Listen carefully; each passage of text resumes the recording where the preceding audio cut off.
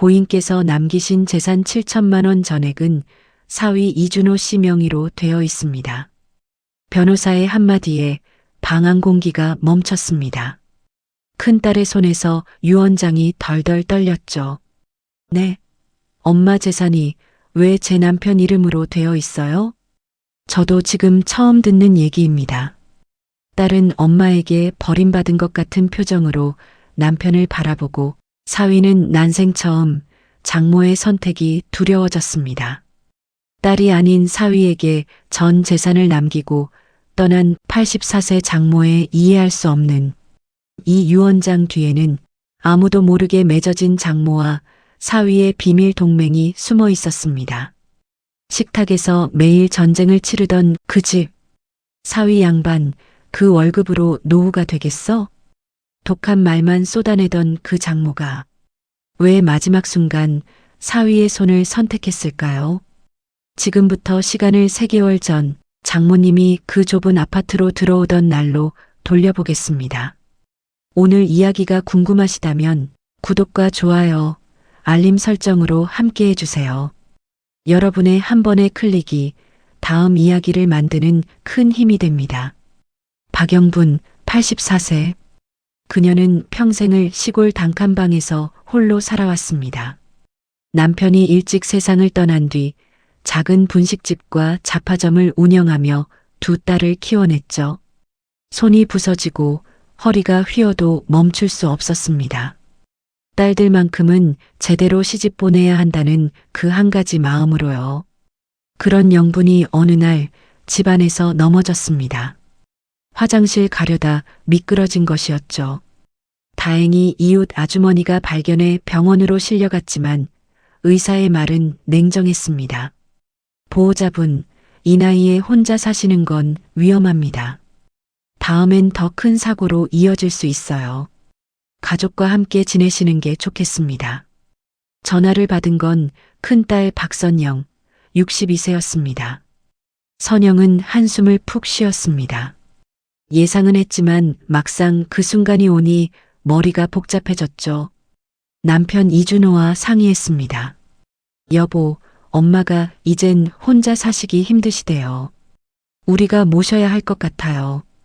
준호는 말없이 고개만 끄덕였습니다. 반대할 이유는 없었습니다. 다만 마음 한구석이 무거웠을 뿐이죠. 좁은 아파트에 사람이 한 명 더 들어온다는 것. 그것도 장모님이라는 존재가요. 며칠 뒤 영부는 시골집을 정리하고 서울로 올라왔습니다. 이사 트럭에 실린 짐은 많지 않았습니다. 옷가지 몇 벌, 이불 한 채, 그리고 낡은 화장대 하나. 그게 전부였죠. 어머니, 여기가 방이에요. 좁아서 죄송해요. 선영이 안내한 방은 작은 안방이었습니다. 원래는 선영과 준호가 쓰던 방이었죠. 이제 그들은 거실 한쪽에 간이 침대를 펴고 자기로 했습니다. 아이고, 미안하구나. 내가 짐만 되는구먼.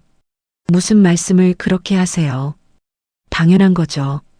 선영은 밝게 웃었지만 그 웃음 뒤에는 걱정이 가득했습니다. 남편은 어떻게 받아들일까? 집안 분위기는 어떻게 될까?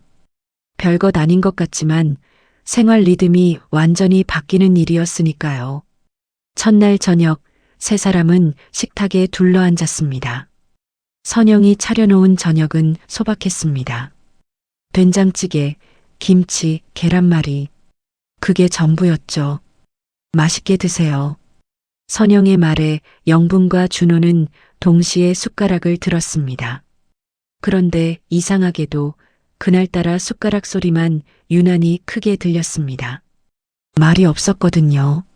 세 사람 모두 무슨 말을 해야 할지 몰랐던 겁니다. 영부는 속으로 생각했습니다. 아, 내가 짐이 됐구나. 저 사위 양반 표정이 영 불편해 보이네. 준호는 또 준호대로 생각했죠. 장모님을 모시게 됐구나. 이제 집에서도 편할 날이 없겠어. 그리고 선영은 두 사람 사이에서 눈치만 살폈습니다. 엄마도 불편하실 것 같고 남편도 힘들어할 것 같고 자신은 그저 중간에서 둘 다 챙겨야 한다는 부담감만 커져갔죠. 맛있구나. 영분이 먼저 입을 열었습니다. 네, 그냥 간단하게 차렸어요. 아니다. 충분히 좋아. 짧은 대화 뒤에 다시 침묵이 흘렀습니다. 준호는 밥을 후루룩 먹고 일어섰습니다. 잘 먹었습니다. 그리고는 거실로 가서 TV를 켰죠. 영부는 그 뒷모습을 가만히 바라봤습니다. 뭔가 서운했습니다. 인사 한마디라도 더 건네면 좋으련만 저렇게 빨리 자리를 뜨다니요. 선영은 설거지를 하며 속으로 한숨을 쉬었습니다. 시작부터 이렇게 어색하면 앞으로 어떻게 하나 걱정이 밀려왔습니다.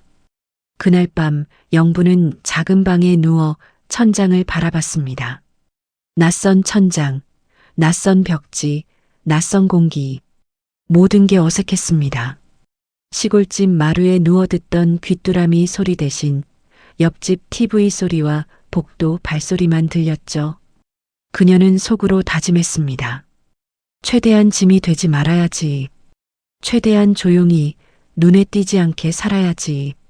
하지만 그게 쉬운 일일까요? 84년을 자기 방식대로 살아온 사람이 갑자기 남의 집 식구가 되어 살아가는 일 말입니다. 준호 역시 잠이 오지 않았습니다.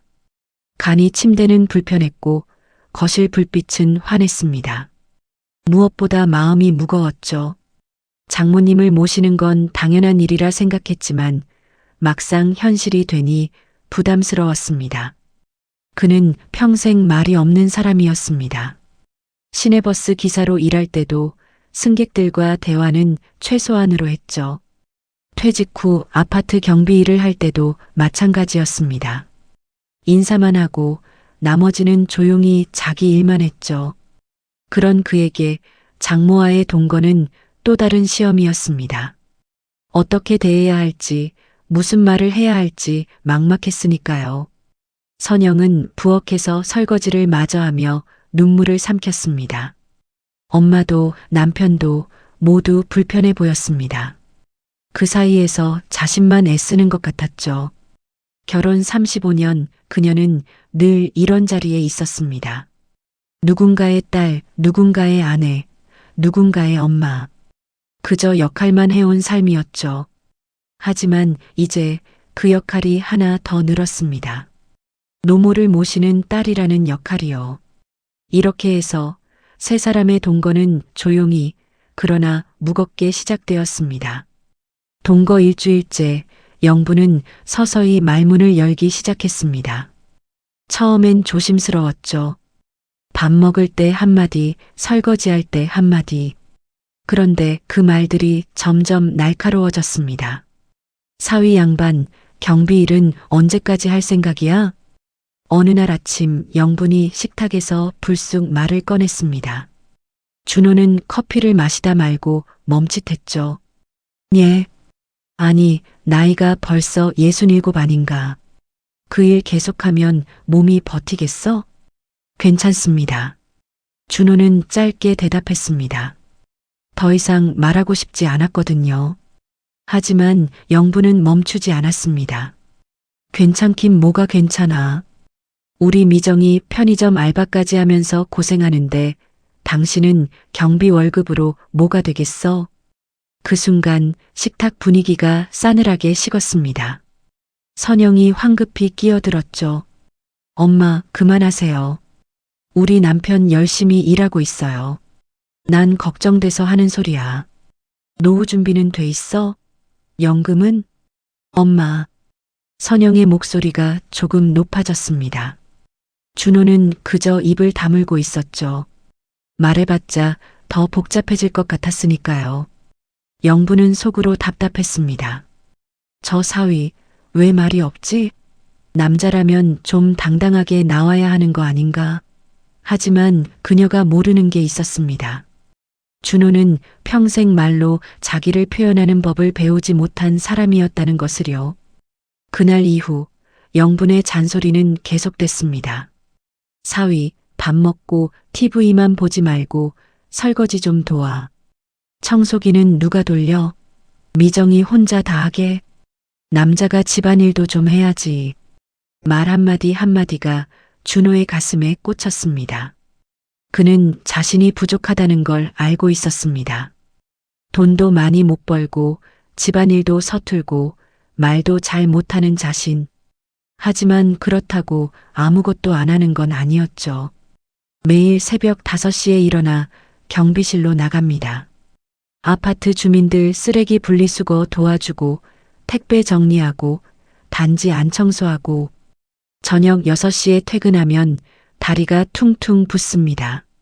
그래도 집에 와서 또 설거지를 하고 청소기를 돌립니다. 하지만 영분의 눈에는 그게 안 보였습니다.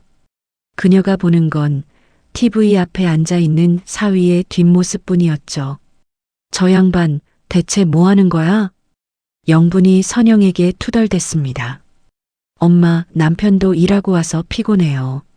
피곤하긴. 너도 편의점 알바하고 오잖아. 근데 설거지, 청소, 빨래 다 내가 하고. 그래도가 어딨어. 남자가 좀 나서야지.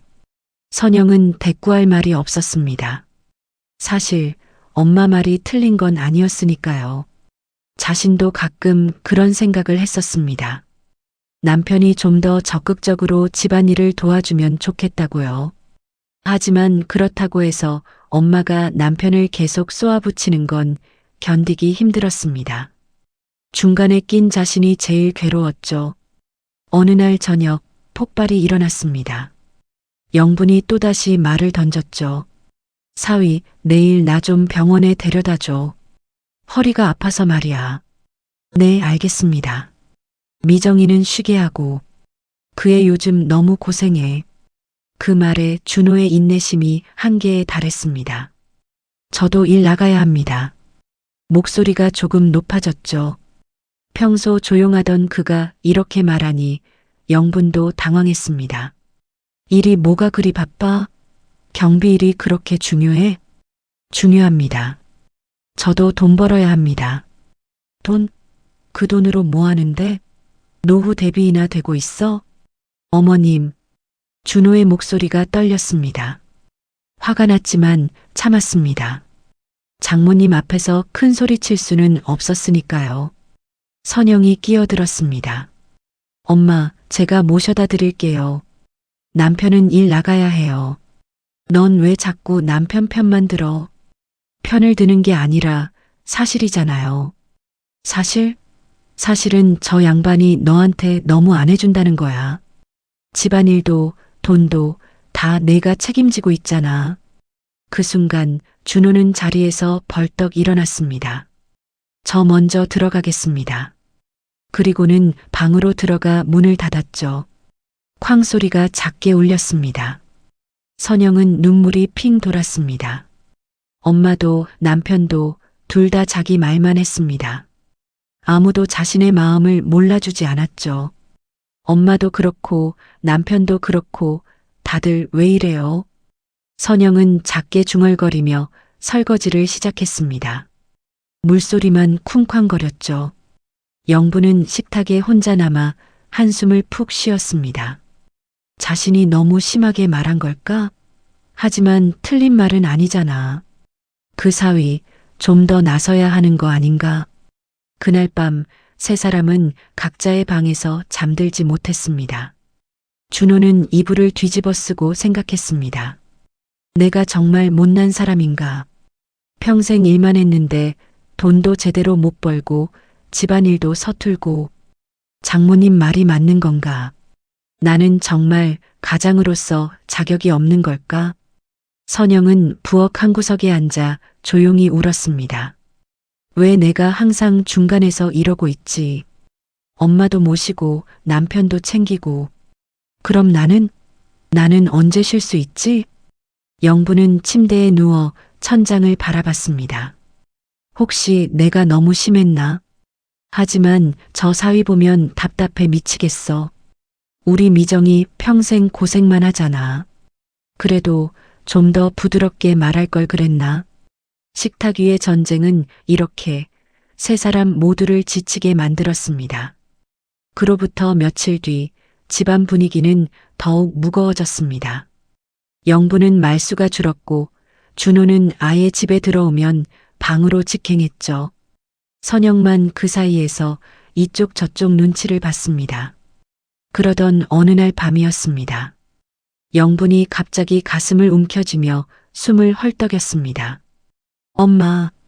선영이 놀라 달려갔죠. 영분의 얼굴은 창백했고 식은 땀이 흘렀습니다. 엄마 괜찮아요? 어디가 아파요? 가슴이 답답하고 숨이 119 불러야 해요. 선영은 당황한 채 핸드폰을 꺼냈습니다. 준호도 황급히 나왔죠. 둘은 서둘러 영분을 응급실로 실어 날랐습니다. 응급실 침대에 누운 영분, 산소 마스크를 쓴 채 눈을 감고 있었습니다. 선영은 옆에서 손을 꼭 잡았죠. 엄마, 괜찮으실 거예요. 준호는 복도 한쪽에 서서 지켜봤습니다. 가슴이 철렁했습니다. 평소엔 잔소리가 심해서 힘들었지만 막상 이렇게 쓰러지니 걱정이 밀려왔죠. 몇 시간 뒤 의사가 나왔습니다. 보호자분 계신가요? 네, 저요. 선영이 일어섰습니다. 환자분, 초기 암 소견이 보입니다. 당장 위급한 상태는 아니지만 나이를 고려하면 치료가 쉽지 않을 것 같습니다. 정밀 검사를 더 해봐야겠지만 가족분들이 마음의 준비를 하시는 게 좋겠습니다. 선영의 얼굴이 굳었습니다. 암이라니. 엄마가 암이라니. 어떻게. 그럴 수가.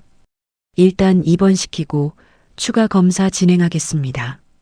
의사는 그렇게 말하고 사라졌습니다. 선영은 그 자리에 멍하니 서 있었죠. 준호가 다가왔습니다. 여보, 괜찮아요? 남편. 선영은 준호의 가슴에 얼굴을 묻고 울었습니다. 준호는 어색하게 그녀의 등을 두드렸죠. 괜찮을 거예요. 하지만 그 말이 위로가 될까요? 둘 다 알고 있었습니다. 84세 노인의 암은 결코 쉬운 싸움이 아니라는 걸요.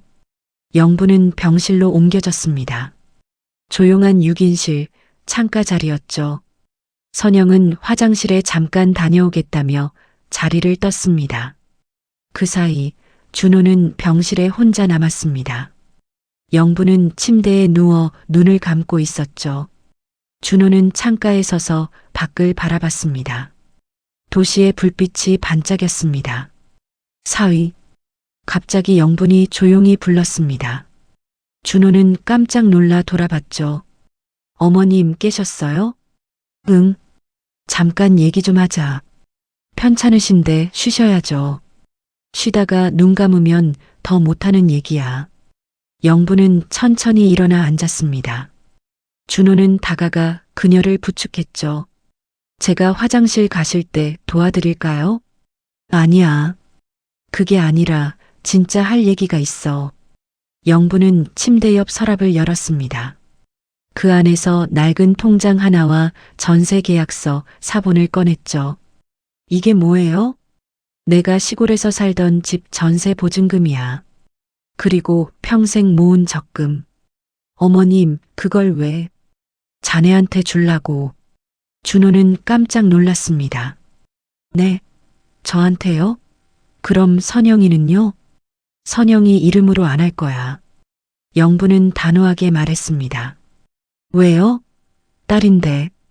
딸이라서 안 되는 거야. 준호는 이해할 수 없었습니다. 왜 딸이 아닌 사위에게 재산을 맡긴다는 걸까요? 영부는 깊은 한숨을 쉬었습니다. 사위, 내 딸 좀 봐. 저 애는 평생 남의 짐까지 떠안고 살았어. 은행에서 일할 때도 그랬고 집에서도 그래. 모든 걸 자기가 책임져야 한다고 생각하지. 그래서 늘 힘들어. 만약 내가 이 돈을 미정이 이름으로 남기면 그 애는 또 자기 책임이라고 생각할 거야. 그리고 또 혼자 다 떠안으려고 하겠지. 난 그게 제일 싫어. 영분의 목소리가 떨렸습니다. 난 암이래. 의사가 뭐라는지 다 들었어. 오래 못 버티겠지. 그래서 남은 시간에 우리 미정이 짐 좀 덜어주고 싶어. 어머님, 사위, 자네한테 부탁이야. 이 돈 받아. 대신 우리 미정이 인생 좀 같이 들어줘. 집안일도 생활비도 병원도 더 이상 그 애 혼자 책임지게 두지 마. 약속해줘. 준호는 말문이 막혔습니다. 평생 남에게 부탁받은 적 없는 사람이었습니다.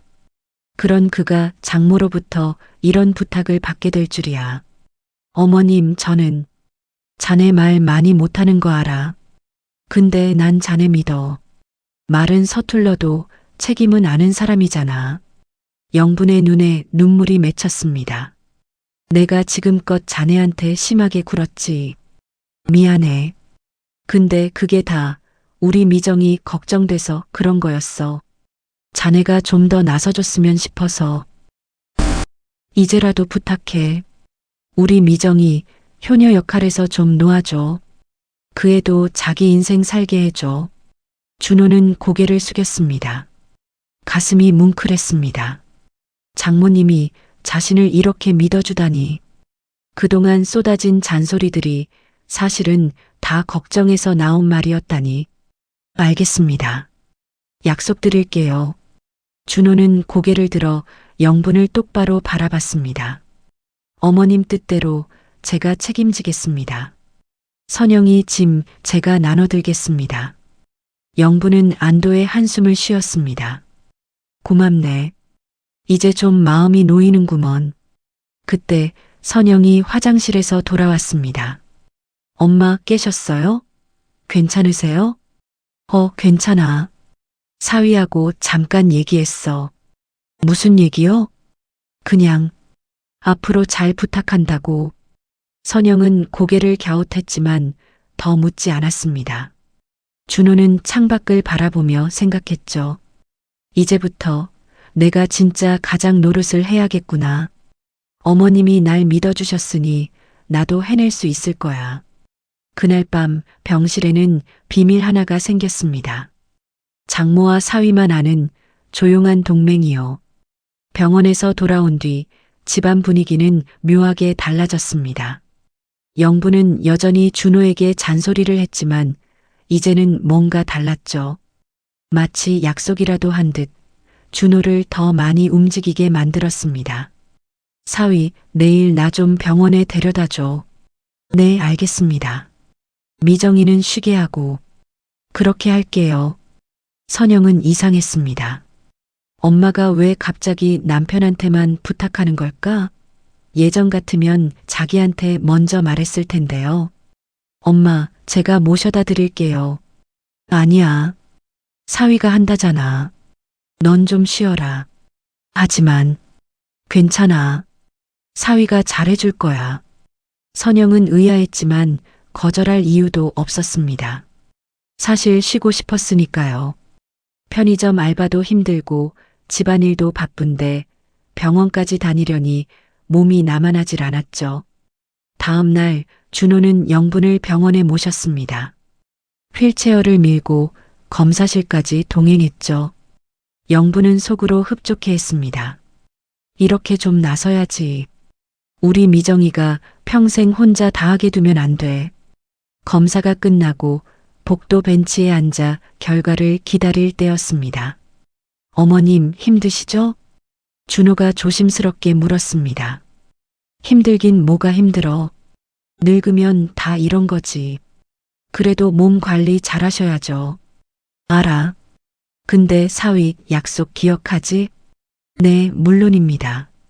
우리 미정이 짐 자네가 나눠들기로 했잖아. 명심하고 있습니다. 영부는 고개를 끄덕였습니다. 그럼 됐어. 난 자네 믿는다. 그날 이후 준호의 행동이 조금씩 달라졌습니다. 퇴근하고 돌아오면 먼저 설거지부터 했죠. 청소기도 돌리고 빨래도 개었습니다. 선영은 놀랐습니다. 여보, 왜 그래요? 무슨 일 있어요? 아니, 그냥 내가 좀 도와야 할 것 같아서. 갑자기는 아니고, 그냥 생각해 보니까 당신만 힘들게 할 순 없잖아. 선영은 이상했지만 나쁜 기분은 아니었습니다. 남편이 집안일을 돕는다는 게 얼마나 고마운 일인지 그동안 몰랐던 건 아니었으니까요. 하지만 영부는 여기서 멈추지 않았습니다. 그녀는 일부러 더 심하게 준호를 들볶았죠. 사위, 저녁은 뭐 해 먹을 거야? 제가 뭐 해드릴까요? 김치찌개 끓일 줄 알아? 배워보겠습니다. 그럼 오늘 저녁은 자네가 해봐. 선영이 깜짝 놀라 끼어들었습니다. 엄마, 남편은 요리 못해요. 못하면 배우면 되지. 평생 안 해볼 거야? 그렇지만, 미정아, 넌 좀 쉬어. 사위가 할 거야. 준호는 당황했지만 고개를 끄덕였습니다. 네, 제가 해보겠습니다. 그날 저녁 준호는 처음으로 김치찌개를 끓였습니다. 물론 서툴렀죠. 김치를 너무 많이 넣어서 짜고 두부는 으깨지고 국물은 너무 졸았습니다. 하지만 영부는 한 숟가락 떠먹고 말했습니다. 맛있네. 정말요? 응. 처음 치고는 괜찮아. 선영도 한 입 먹어봤습니다. 솔직히 맛은 별로였죠. 하지만 남편이 처음으로 자기를 위해 요리를 했다는 사실이 마음을 따뜻하게 만들었습니다. 고마워요, 여보. 천만에요. 다음엔 더 잘할게요. 영부는 속으로 미소 지었습니다. 그래, 이렇게 하는 거야. 자네가 조금씩 나서면 우리 미정이가 조금씩 편해지는 거야. 며칠 뒤 영부는 또 다른 작전을 펼쳤습니다. 사위, 장 좀 보러 가자. 네, 같이 가시죠. 미정이는 집에 있어. 우리 둘이 갈게. 엄마, 제가 갈게요. 아니야. 넌 피곤하잖아. 사위하고 갈게. 선영은 또 이상했습니다. 엄마가 왜 자꾸 남편하고만 다니려고 하는 걸까? 혹시 둘이 무슨 비밀이라도 있는 건가? 마트에서 영분과 준호는 장을 봤습니다. 영분이 물건을 고르면 준호가 카트에 담았죠. 사위, 저기 쌀 좀 들어봐. 네. 고기도 좀 사자. 미정이 기운 좀 나게. 좋습니다. 계산을 마치고 나오는 길 영분이 조용히 말했습니다. 사위, 자네 잘하고 있어. 예.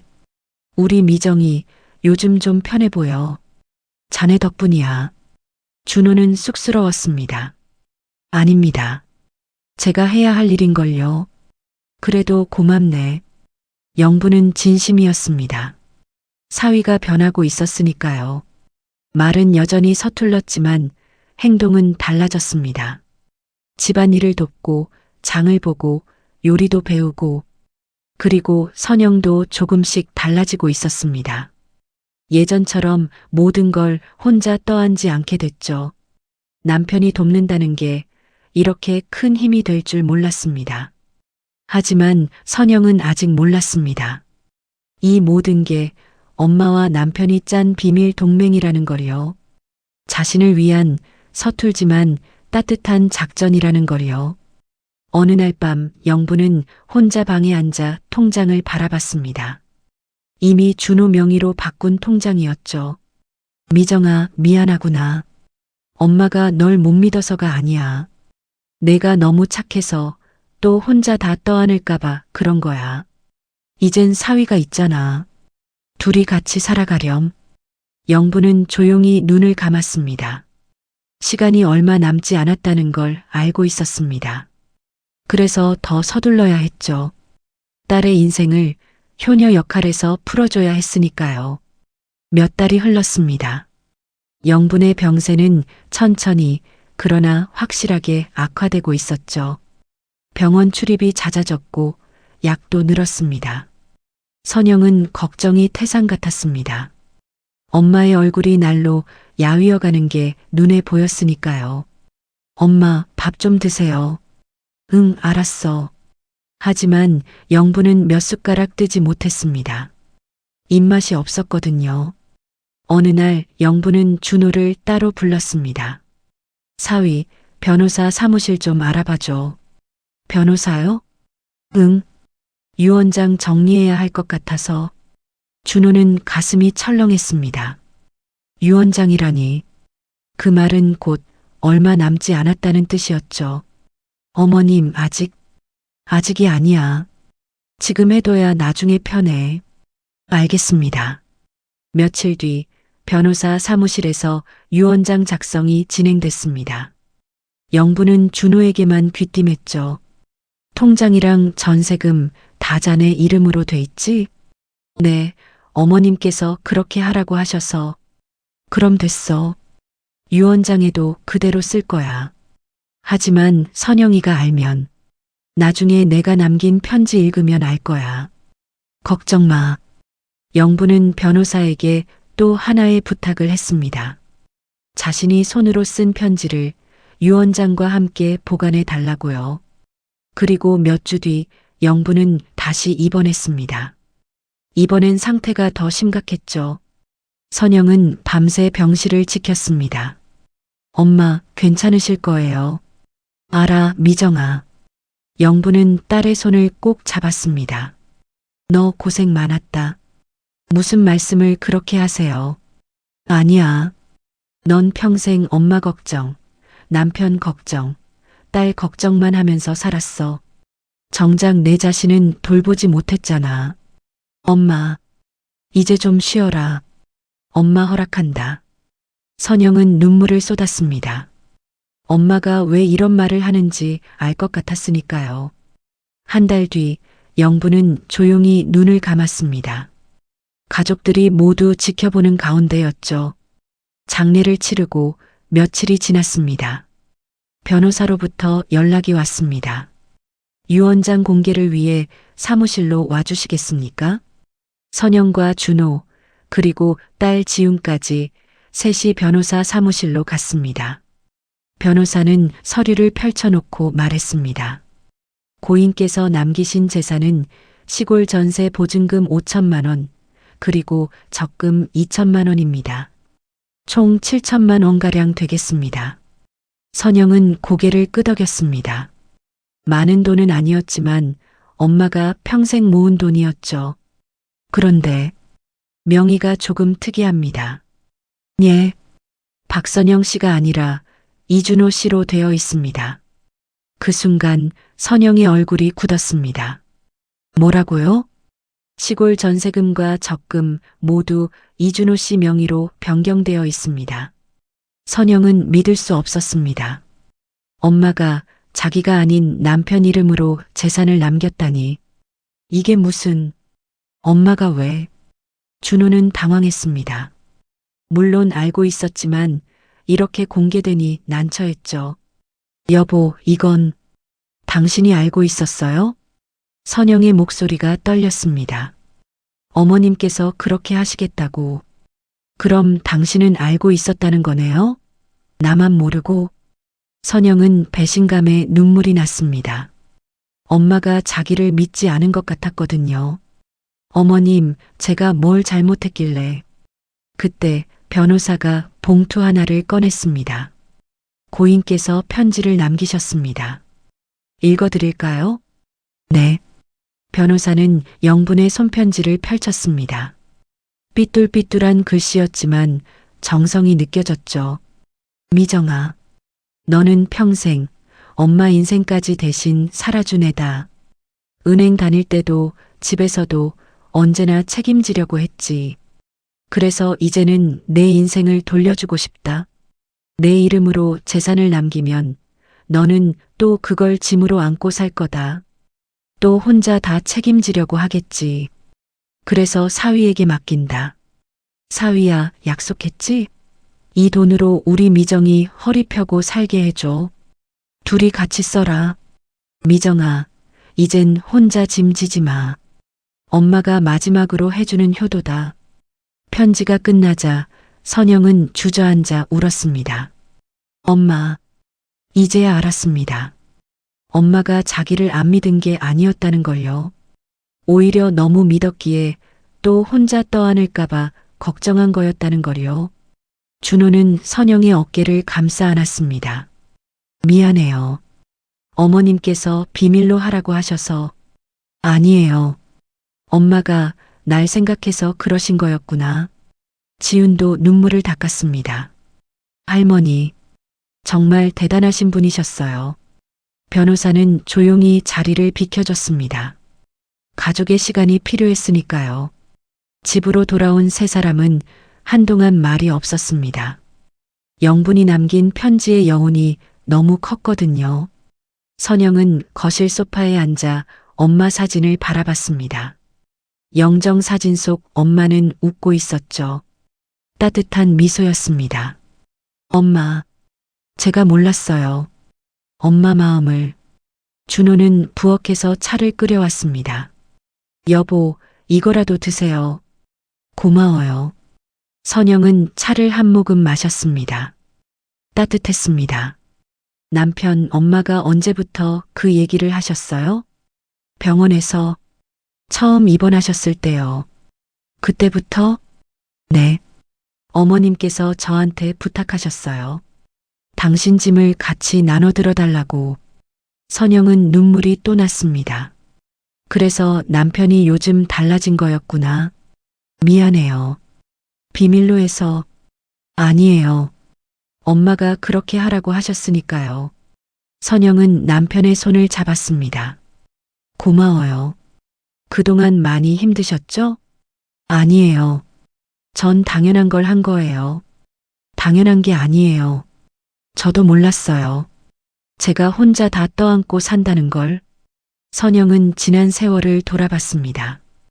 은행 다닐 때 구조조정으로 조기퇴직 당하고 나서도 편의점 알바를 하면서도 늘 자기가 책임져야 한다고 생각했죠. 엄마 간병도 집안일도 생활비도 다 자기 몫이라고 여겼습니다. 남편한테 미안했거든요. 돈도 많이 못 버는데 집안일까지 시키면 안 될 것 같았죠. 하지만 그게 남편을 더 힘들게 만들었다는 걸 이제야 깨달았습니다. 여보, 미안해요. 저 혼자 다 하려고 해서. 아니에요. 제가 더 미안해요. 말도 잘 못하고 도움도 안 됐잖아요. 그렇지 않아요. 남편은 충분히 잘해주고 있었어요. 제가 받아들이지 못했던 거예요. 둘은 한참을 서로의 손을 잡고 앉아 있었습니다. 35년 결혼 생활, 처음으로 이렇게 마음을 나누는 것 같았죠. 며칠 뒤 준호는 선영에게 조심스럽게 말했습니다. 여보, 어머님이 남기신 돈 있잖아요. 응, 그거로 당신 하고 싶은 거 해요. 하고 싶은 거? 예전에 반찬 가게 하고 싶다고 했잖아요. 선영은 깜짝 놀랐습니다. 남편이 그 말을 기억하고 있다니. 그건 그냥 한 말이었어요. 아니에요. 진심이었잖아요. 한번 해봐요. 하지만 나이도 있고 돈도. 돈은 있어요. 어머님이 남겨주신 돈으로 하면 돼요. 그게 어머님 뜻이기도 하고. 선영은 망설였습니다. 자기 나이에 무슨 가게를 하나. 괜히 돈만 날리는 거 아닐까? 하지만 준호는 단호했습니다. 당신 인생, 이제라도 당신 이름으로 한번 살아봐요. 전 돕겠어요. 선영은 남편의 눈을 바라봤습니다. 진심이었습니다. 그 눈빛에 용기가 났죠. 그럼 한번 해볼까요? 네, 같이 해요. 다음 날부터 두 사람은 동네 상가를 알아보기 시작했습니다. 작은 가게 하나면 충분했죠. 반찬 몇 가지만 팔면 됐으니까요. 한 달 뒤 동네 골목에 작은 가게가 문을 열었습니다. 간판에는 영분이네 집밥이라고 적혀 있었죠. 엄마 이름을 딴 것이었습니다. 여보, 간판 어때요? 좋아요. 어머님도 좋아하실 것 같아요. 가게 안은 소박했습니다. 작은 진열장, 냉장고 하나, 테이블 2개. 그게 전부였죠. 하지만 선영은 행복했습니다. 처음으로 자기 이름으로 자기 일을 하는 기분이었으니까요. 개업 첫날 손님이 몇 명 왔습니다. 여기 김치 얼마예요? 3,000원이요. 하나 주세요. 네, 감사합니다. 소소한 거래였지만 선영은 뿌듯했습니다. 내가 만든 반찬을 누군가 돈 주고 사간다는 게 신기했죠. 준호는 새벽에 경비 일을 마치고 가게로 와서 설거지를 돕고 배달도 다녔습니다. 말은 여전히 서툴렀지만 몸으로 보여줬죠. 여보, 힘들면 쉬어요. 괜찮아요. 이 정도는 해야죠.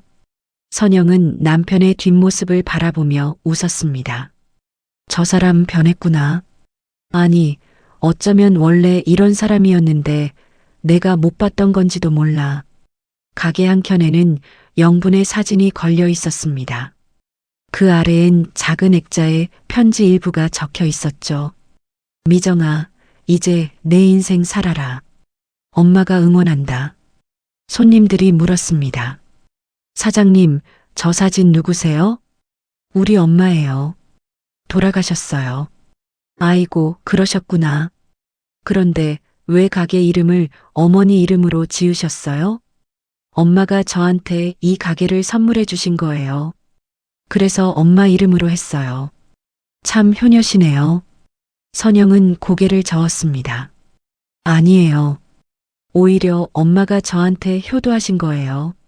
손님은 고개를 갸웃했지만 더 묻지 않았습니다. 그날 밤 선영과 준호는 가게 문을 닫고 집으로 돌아왔습니다. 둘 다 피곤했지만 기분은 좋았죠. 여보, 오늘 매출이 얼마예요? 15만 원 정도요. 적네요. 괜찮아요. 처음이니까 천천히 하면 돼요. 선영은 남편의 손을 잡았습니다. 고마워요. 남편 없었으면 못했을 거예요. 저도 고마워요. 당신 덕분에 저도 달라진 것 같아요. 둘은 손을 잡은 채 집으로 걸어갔습니다. 저녁 노을이 아름다웠죠. 가게를 연 지 석 달이 지났습니다. 처음엔 손님이 적었지만 입소문을 타면서 조금씩 늘어났죠. 사장님, 김치찌개 하나 포장이요. 네, 금방 싸드릴게요. 선영은 부지런히 움직였습니다. 새벽에 일어나 반찬을 만들고 가게 문을 열고 손님을 받았죠. 바빴지만 즐거웠습니다. 준호도 빠지지 않았습니다. 경비 일을 마치면 가게로 와서 설거지, 청소, 배달을 도왔죠. 말은 여전히 적었지만 행동으로 보여줬습니다. 어느 날 단골 손님 한 분이 물었습니다. 사장님, 남편분이 참 착하시네요. 퇴근하고도 가게 일 도우시고. 네, 고마운 사람이에요. 보기 좋아요. 요즘 그런 남편 드문데. 선영은 웃으며 고개를 끄덕였습니다. 정말 그랬습니다. 남편이 이렇게 자기를 도와줄 줄은 몰랐으니까요. 그날 저녁 가게 문을 닫고 집으로 돌아가는 길이었습니다. 준호가 말했죠. 여보, 오늘 매출 괜찮았어요. 네, 30만 원 넘었어요. 다행이네요. 남편 덕분이에요. 아니에요. 당신이 잘해서 그런 거예요. 선영은 남편의 팔짱을 꼈습니다. 남편 요즘 행복해요? 네, 행복해요. 저도요. 둘은 나란히 걸으며 웃었습니다. 결혼 35년 만에 처음으로 이렇게 마음이 가벼운 것 같았죠. 어느 주말 딸 지훈이 가게에 들렀습니다. 엄마, 아빠, 장사 잘 돼요? 응, 그럭저럭 하더라. 다행이다. 엄마 표정이 많이 밝아지셨어요. 그래. 네. 예전엔 항상 피곤해 보이셨는데 요즘엔 활기차 보여요. 선영은 기뻤습니다. 딸이 자기 변화를 알아봐 주다니. 지훈아, 내 할머니 덕분이야. 할머니요? 응. 할머니가 엄마한테 마지막 선물을 주신 거야. 이 가게 말이야.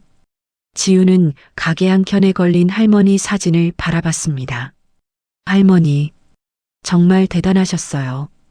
그러게. 마지막까지 딸 걱정하시다 가셨어.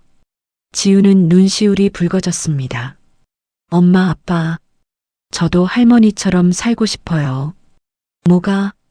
남을 먼저 생각하는 사람. 그런 사람이 되고 싶어요. 선영은 딸을 꼭 안아줬습니다. 넌 이미 그런 아이야. 가게는 점점 안정되어 갔습니다. 단골 손님도 늘고 매출도 올랐죠. 물론 큰 돈을 버는 건 아니었지만 둘이 먹고 살기엔 충분했습니다. 무엇보다 선영이 달라졌습니다. 예전엔 늘 불안하고 조급했는데 이제는 여유가 생겼죠. 자기 일을 하고 있다는 자신감이 생긴 겁니다. 준호도 마찬가지였습니다. 경비 일만 할 때는 무기력했는데 이제는 목표가 생겼죠. 아내의 가게를 돕는다는 소소하지만 확실한 목표가요. 어느 날 준호가 말했습니다. 여보, 어머님 산소에 다녀올까요? 좋아요. 가야죠. 다음 주말 두 사람은 영분의 산소를 찾았습니다. 시골 야산 한쪽 조용한 곳이었죠. 선영은 산소 앞에 무릎을 꿇고 말했습니다. 엄마, 저 왔어요. 남편이랑 같이 왔어요. 바람이 살랑 불었습니다. 엄마, 가게 잘 되고 있어요.